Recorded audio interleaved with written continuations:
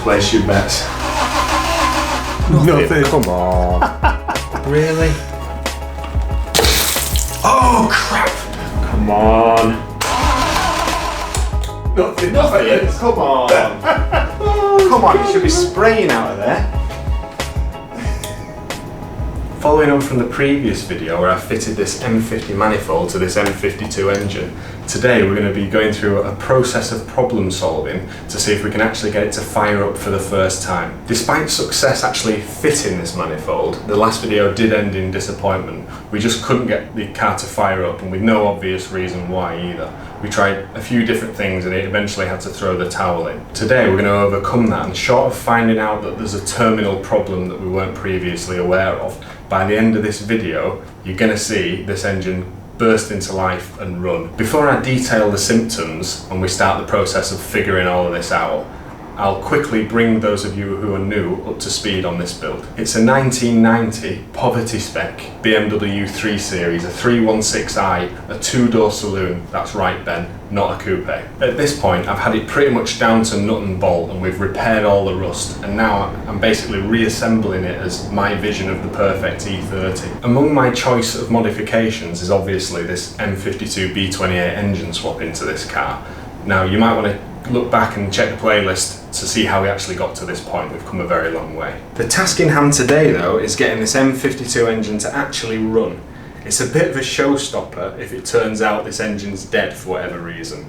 I did have a good look inside it in a previous video, and while not perfect, I concluded it's good to go. So I think the battle today is going to be solely with the electrics. Maybe I've messed something up after all on that side. Right, so let me tell you where we're actually at with this. At the end of the last video, we found ourselves with a car that cranks readily on the key, but with no fuel pressure. We just couldn't get the fuel pump to run, it seemed. However, when we put 12 volts directly to it, it does burst into life, so it's not like the pump that's underneath the rear seats is kaput. This seems to indicate to me that we actually have other wiring issues preventing signal from reaching that pump. In my experience though, this is more likely to be just the first, probably the least of many problems we'll encounter in trying to get this engine to run right, or run at all. So buckle up for what might be a bit of an emotional roller coaster here. As we've got the old man's expertise today, and he's just behind the camera currently, I'm quietly confident, hopefully he's also going to stop me from throwing my spanners over the house. Now we've got a promising lead which I'm going to show you now if you just come and look over here. Notice the distinct lack of a relay on this M52 wiring harness. This is the type of finer detail that you miss when you're at this stage in a project, and it might explain why that pump won't pump. Not every car has a relay in every relay socket, but trawling through wiring diagrams I can see this one is actually for the fuel pump relay, so it would make complete sense why the pump was just unresponsive. Maybe the previous owner pinched it for another car, who knows, but the good news is I've still got the M40 harness, or at least what's left of it. Based on the wires that go in, this is the M40 engine's fuel pump relay, and it's exactly the same type of relay, so I'm simply going to harvest it. It should be a direct swap. Luckily it only goes in one way. Right, so now let's give it a crack. Imagine if it just starts after all that foreshadowing. I'll have to throw half the intro away. Right, place your bets.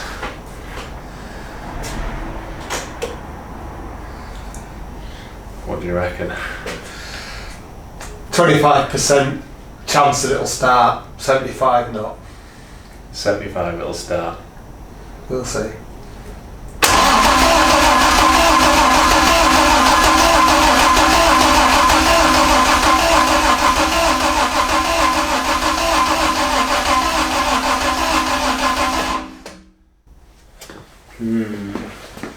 Go on, why?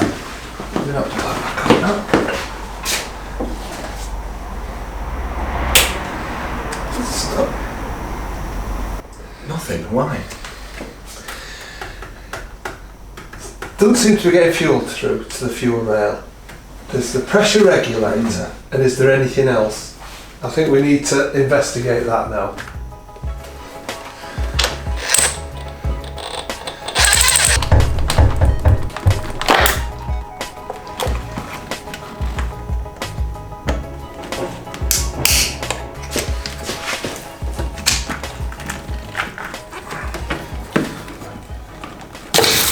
Oh crap! It was definitely holding the fuel back. Crap! Right, so the emergency cleanup is done, but it seems like the old man was right. This fuel pressure regulator was preventing flow, so flow couldn't get past it and into this rail and wouldn't feed the injectors. We've had a little play around with this actually, and we've concluded that it's fully dead. So in short, here's a replacement, only around £20 on eBay for a new one. And we've even got circlip pliers today. So let's stick this on and give the car another crank.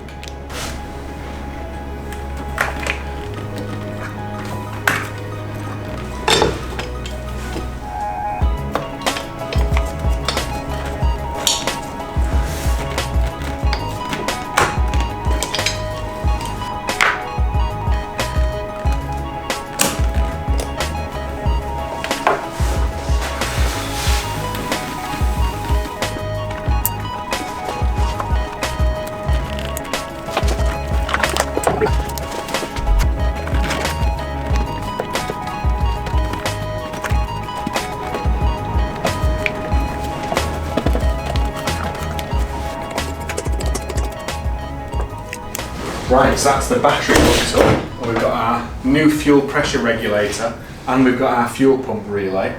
So there's every chance it could just start. Let's find out. Chance. What do you reckon? Check this in neutral. Yeah. Are you ready? I am.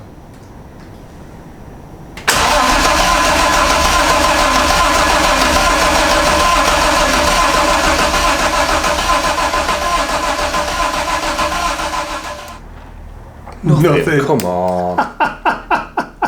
Really? Nothing?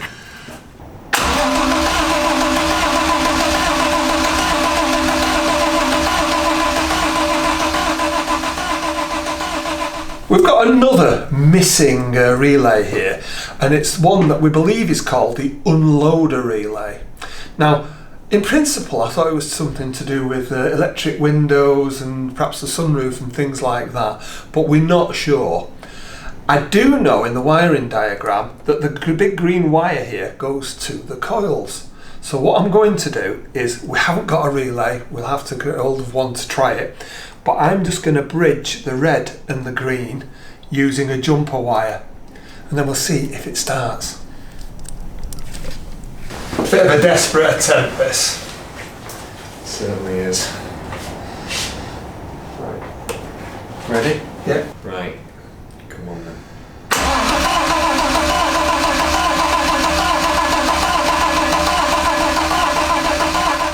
Well, we've been fiddling around for a little while and it's just dawned on me that I might have made a mistake much earlier.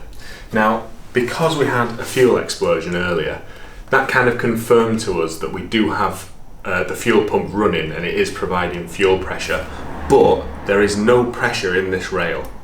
I think what I've done is I've actually hooked up the wrong fuel line. I've hooked up the return onto the feed and the feed onto the return. This fuel pressure regulator must be almost like a one-way valve, which is preventing fuel from actually getting into this rail and pressurizing it. So we've got loads of pressure here, but none getting into the rail.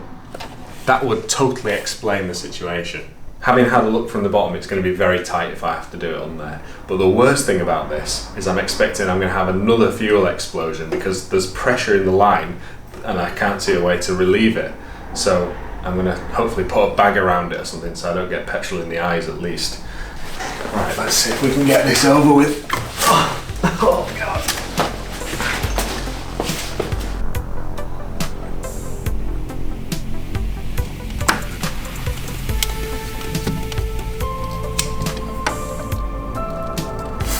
Oh Jesus! Bloody petrol everywhere. When will it stop? Just running up this sleeve. Oh my God.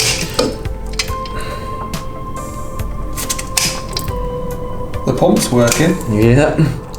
Right, so finally that's the feed line and the return line switched around. I really hope that's the actual problem and the reason why the rail isn't getting any pressure. Evidently we had to do a full room clean out again and my hoodie's absolutely saturated with petrol, so I'm probably just going to have to throw that in the bin. Let's hope nobody lights a match around it. So now I'm going to chuck on this intake elbow and the MAF, get them back in place, and then we'll have another go and see if it starts.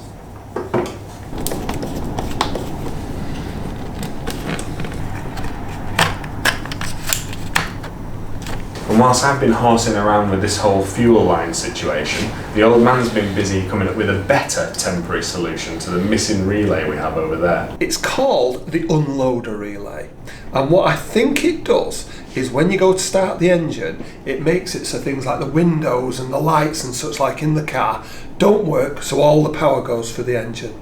Now, I'm not sure if that has an impact on it starting or not really, but the green wire, the main green power wire from here, goes straight to the coils, so it looks like it should have some impact. Now, originally, I tried bridging it. Now, the way that a relay works, it's a bit like a solenoid. 2 wires trigger a switch, and the other 2 wires make a circuit. That's a simple 4-pin relay, not a 5-pin. Now, I bridged the 2 circuit wires, or the hot wires, with this blue wire before, but a better solution is I've got a 4-pin relay from another project.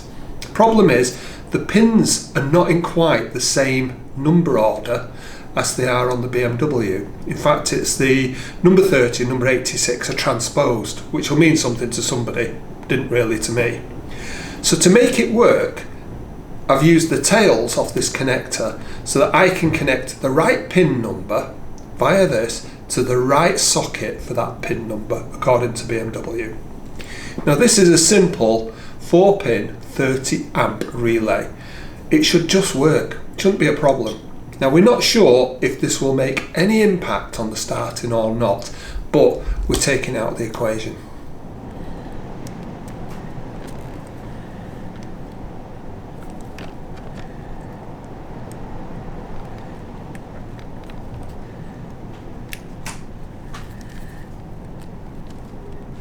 Now, I'm at 75% chance that it'll start. Really, that's a big increase. You're not kidding. Come on.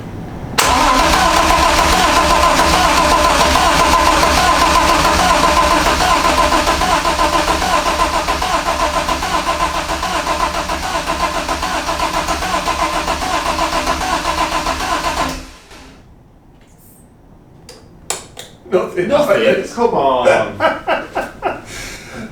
Come on, you should be spraying out of there.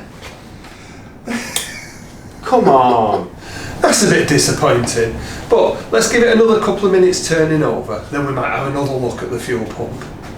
Still can't hear it over the car turning over, but I mean, we're getting fuel messes every 10 minutes, so let's see.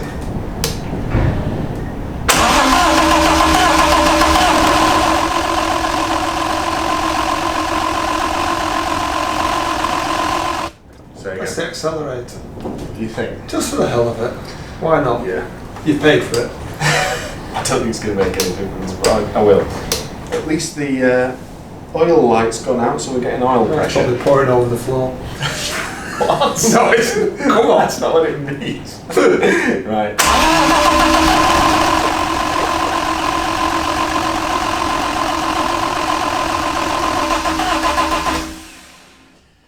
Starter's going to be having a bad time. Yeah.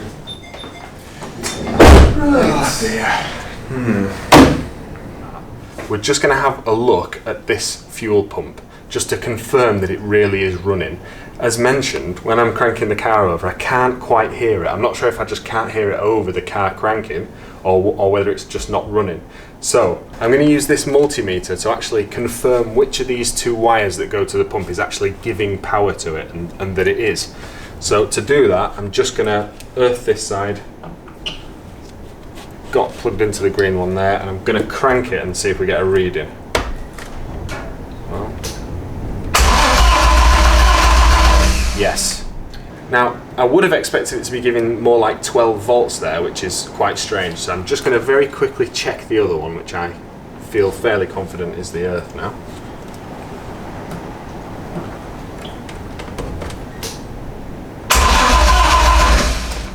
Absolutely nothing. So that's definitely the earth.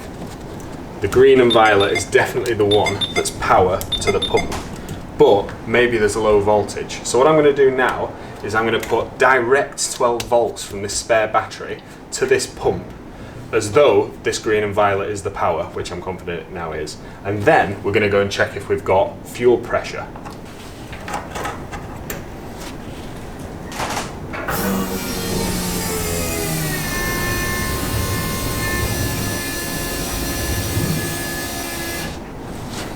Alright, it should be pressurised.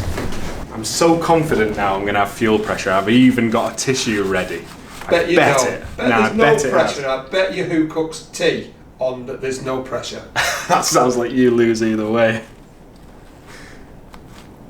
Oh, I told you! Pressure! So now we know the fuel rail has pressurised fuel in it. I think there is a chance that it could actually start when we crank it now. As for the fuel pump getting low voltage, I think that's going to require a bit more investigation. But let's turn the key and just see. What's that Take about? away.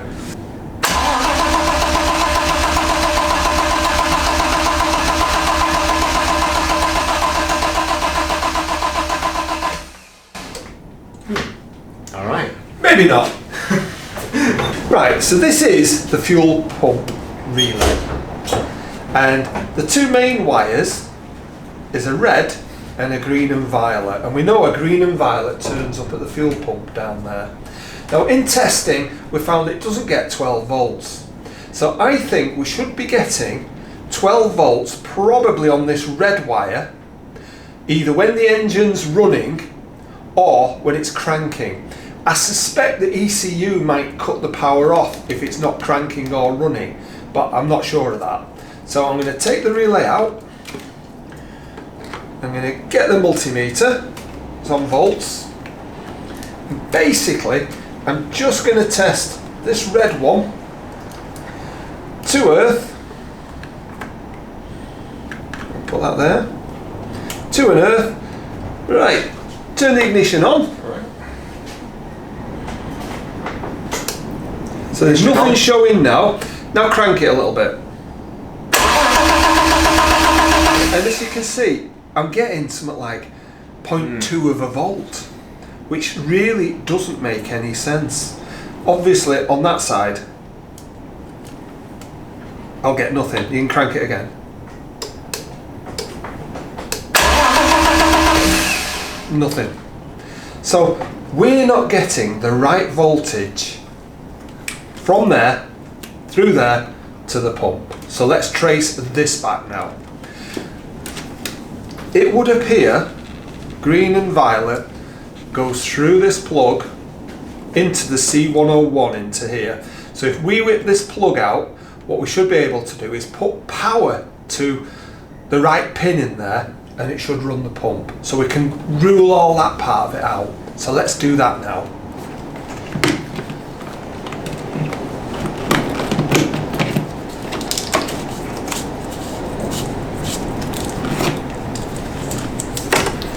Right, which one am I looking for? Right, the green and violet goes to pin 13 on there, or socket 13. It's between 14 and 20. Strange numbering system BMW use. Indeed. That should be it. Now, if I put 12 volts to that, let's hear if we can hear the pump. And we can hear it. So, the wiring from the plug through the E30 all the way to the back seems to be working. Yep. So the problem is on the E36 wiring side. Let's have a look. Alright.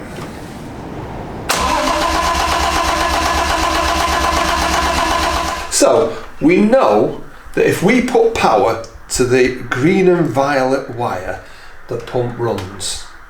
So if this relay is connecting, then power should be flowing through it and making the pump run. Now I've used the multimeter to go through the different pins, and even when the engine's cranking, the signal wire doesn't seem to get any voltage, which sort of implies that the ECU isn't sending voltage through. Now, this relay is the actual relay that powers the ECU.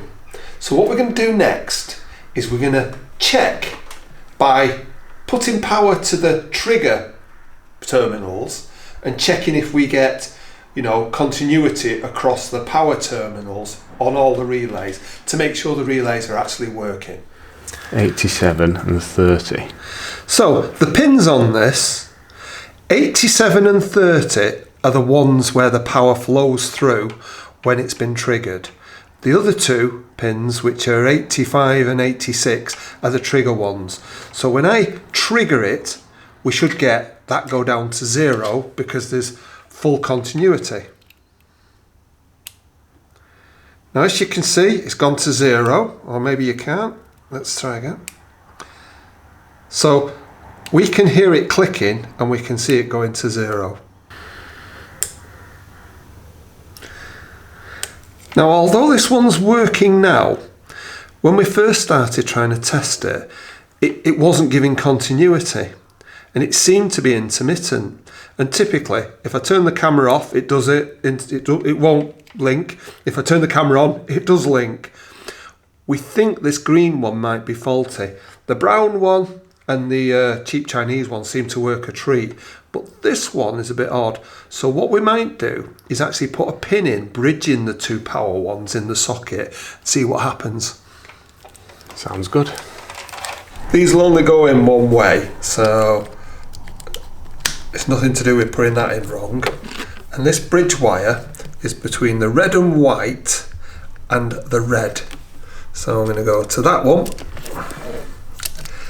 and that one.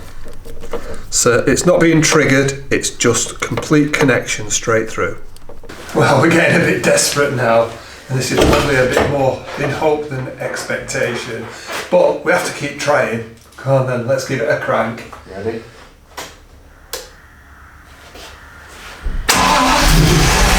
Hey, we had some life then. It might not keep running, but it's starting now. He must have been playing up all the time. That's ridiculous. God, I'm thrilled. Now we'll move on to the next problem. Why won't it stay running? Stick the relay back in. Let's try it again now we've got signs of life.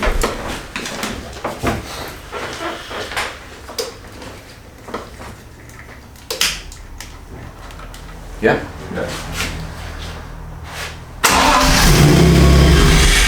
Unbelievable. Interesting. Right. Now we've got it started, we need to make sure we can keep it running.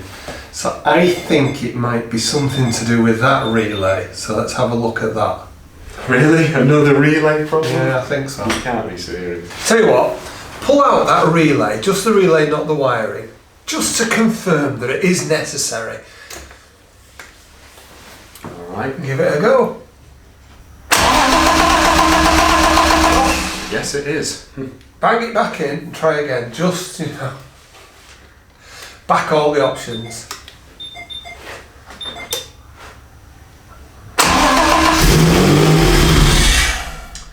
Now my understanding is that should keep the ignition going. So let's check the wiring on that to make sure it's wired in correctly. It might just be enough to start it, and then when you stop the starter, it lets it go. So it might be that. Alright. So the power's coming in on the red, which turns into the black wire here. I know it's confusing. And it needs to go back out through that green, which turns into the blue wire. So what we could do is bridge these two, try and start it and see what happens. So once you get into position to actually start it, I'll plug this in and we'll give it a go. Give it a try. Yep.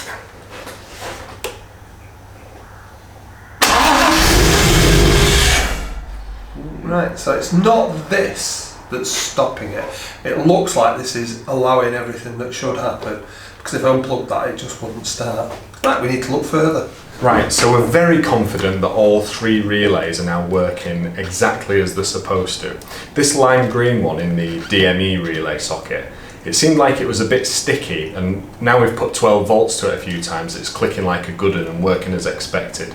So I guess it must have just been a bit gummed up and we've got it freed up. I will replace this, and I'll replace that one as well with better quality, genuine replacements, just so we can be confident. So the current symptoms are as follows. The car fires up straight away and bursts into life on the key, but then dies a moment later. And that can be repeated consistently over and over, same thing every time, starts on the key and then dies. Because of that consistency, it's leading us to rule out fuel pressure. If we had a fuel pressure problem, we'd expect things to be much more inconsistent. It'd be coughing and spluttering and starting very inconsistently, and that's not what's happening. It's rock solidly consistent. We're also ruling out vacuum leaks, partly because off camera I've gone meticulously round all of the vacuum lines and made sure they're either capped off or connected properly. But also because when we crank the car to start it with the foot slightly on the throttle, so the throttle's slightly open, exactly the same thing happens. The only difference is the revs climb very slightly, as you'd expect with an open throttle. So I don't think it can be a vacuum leak. So as it stands, to us, everything is pointing very strongly at an electrical problem. So first things first, we're going to work through all the sensors and check all the connectors are plugged in into the correct place, check against the wire colours, and just tick everything off one by one. That's going to be really quite tedious, I suspect. So what we'll do now is we'll crack on with it, and I'll report back once we've gone through everything and give you a sit rep. Hopefully we're going to find a smoking gun and there's going to be something really stupidly obvious that we're going to spot that's wrong. Can you get me an 8mm spanner, please? Right, that's it on, thank God. Right, so just spent quite a bit of time going front to back, checking all of our connections, checking all the wire colours, and everything looked to be in good order, apart from a potential problem with the wiring on the starter solenoid. The thing with the solenoid was, originally we had an orphan black and green wire. We were told this connects to the starter solenoid. We've connected it to it, but we're not sure that it was to the right side of it. It's on the opposite side to where the black and yellow starter wire goes to, so we put it on the opposite side. All that kerfuffle was him swapping it to the other side in a place you cannot get to. So now it's connected on that side. Now we believe it's something to do with the unloader relay wiring. But wiring diagrams, forums, Facebook, who knows? Let's see if this works. Fingers crossed, eh? Yeah, I'm at 50% that that's going to be it. Possibly not even that. Ready? Yeah.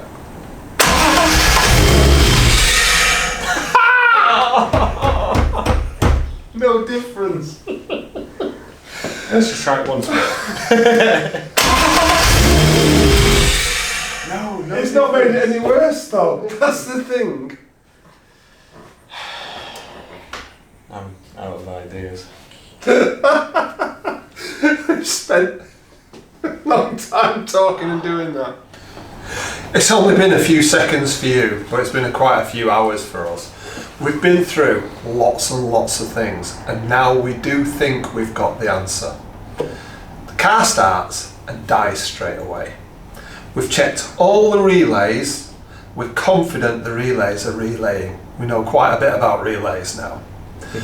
We've checked all of the sensors. Some of them you can do some tests on with a multimeter. Some of them you just, works or it doesn't. We could even have a good stab if you tested us on the wire colours for a lot of these, because we've looked at them many times. We've gone back to the ECU, and we did get a bit worried about the two green wires that we've cut in the past. Yeah. One of which was EWS, and one is the starter or is the engine running sort of signal. We got that right. Definitely right, yeah. 100%. So at that stage we're a bit stumped. We start talking about the symptoms again, and the symptoms all seem to be to do with the starter wiring. which we've hidden from ourselves under the inlet manifold. So, you got under, we took some pictures, we've had a think about it, and we are now 100% sure we know what the problem is. There is 99. I'd go with 100. I've even done a few celebratory dances. I'm sure this is going to be right. There is a red wire that looks like alternator starter wiring, which when we laid the wiring into the engine bay, hung down to near where the solenoid is. And on the end of it, it's got one of the, circle connectors like you would connect onto a battery and such like, which was exactly the right size to fit onto the solenoid. Now the solenoid on this has got 4 terminals. 2 bigger ones, a medium and a small one. And this fit just onto the small one, no problem, screwed on. We've now realised that that terminal is really only a sort of signal terminal. When you turn the starter, that actually gets energised, so it'll send a signal if you want one somewhere. So it was sending power on this red wire to power the relays for the ECU, for the pump, for everything else. And then as soon as you stop turning the engine over, it didn't have power anymore. Now, we're going to pull that wire out, we're going to connect it directly to the battery, and I think engine's going to start, engine's going to run. What do you reckon? 99. 99. Not 100. We have been disappointed with a few things on It this. sounds very, very promising. The only downside is it does mean I have to put that black and green wire back to that top small terminal. At least you're not getting petrol in your face this time. That's true, that's true. Come on, let's get it done. Let's find out. Okay, it's off the post. Give it a bit of a pull, not too hard. Is that the right one? I think so. Is it coming out? No. Yeah. Excellent. Now.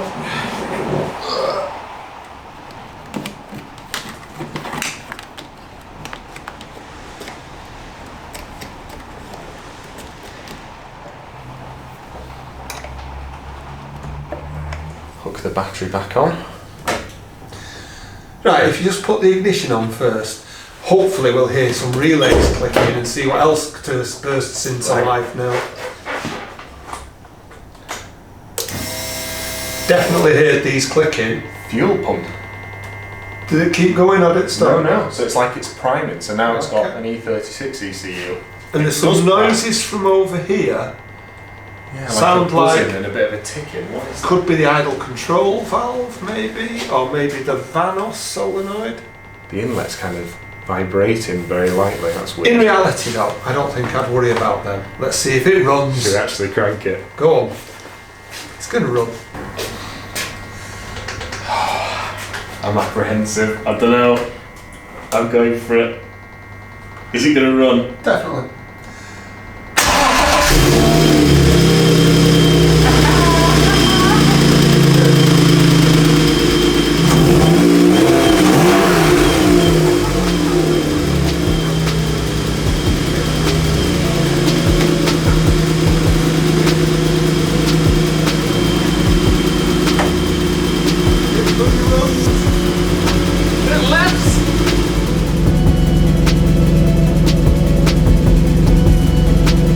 Well, that just goes to show you how many hours of frustration you can face through one wire being in the wrong place. I have no idea why we had that power wire plugged into the top port on that bloody starter solenoid. I can only assume it's just because it looked so happy there. It really did look like it belonged. All thanks has to go to the old man for coming up with the solution there, because I was all for giving up, to be honest. I was absolutely done. I thought we were on a lost cause with it. So I'm over the moon that the engine actually runs and stays running. First impressions are that it also sounds really good. It sounds like it's happily running on all 6 cylinders, which is a great start. There's a bit of a weird electrical buzzing coming from around the intake manifold area. Maybe it's the ICV, maybe it's normal, I actually don't know. Now, I'd love nothing more than to be jumping in the car and just going for a cheeky quick spin up the lane just for fun, but there's no cooling system on the car, so I really can't be running it for more than a minute or so, which is gutting, but that makes it my next focus. So I'm planning to go for maybe an E36 air conditioning equipped car radiator, the chunkier one, and because there's just so little room between the core support and the front of the engine, I think I'm going to be intending to put on some kind of front mounted electric pusher fan controlled by a thermostat. I'm not really sure, I guess I should get some research done. Make sure you subscribe so you can see what I can come up with there, but thank you very much for watching.